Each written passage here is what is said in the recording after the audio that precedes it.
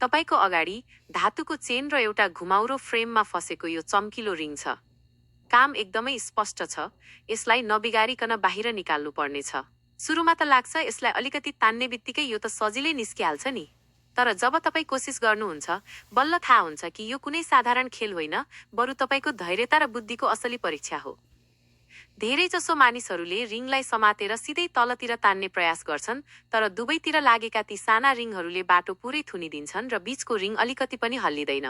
त्यसपछि केहीले दिशा बदलेर यसलाई माथितिर घुमाउने कोसिस गर्छन्। रिङ पहाड जस्तो देखिने फ्रेमको माथिल्लो भागसम्म त पुग्छ, तर त्यही समयमा फ्रेमको बीचको भाग फेरि बाधा बनेर आइपुग्छ।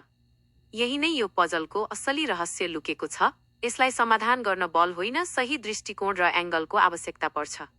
चेनको लम्बाइ र खाली ठाउँको सही सदुपयोग गर्नु नै यसको साँचो हो। समाधान यसरी गरिन्छ।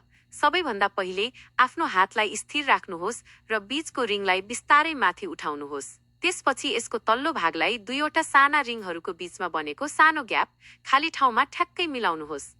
जब रिङ सही ठाउँमा बस्छ, यसलाई हल्कासँग अगाडि सार्नुहोस्। हेर्नुहोस्, जुन बाधा अहिले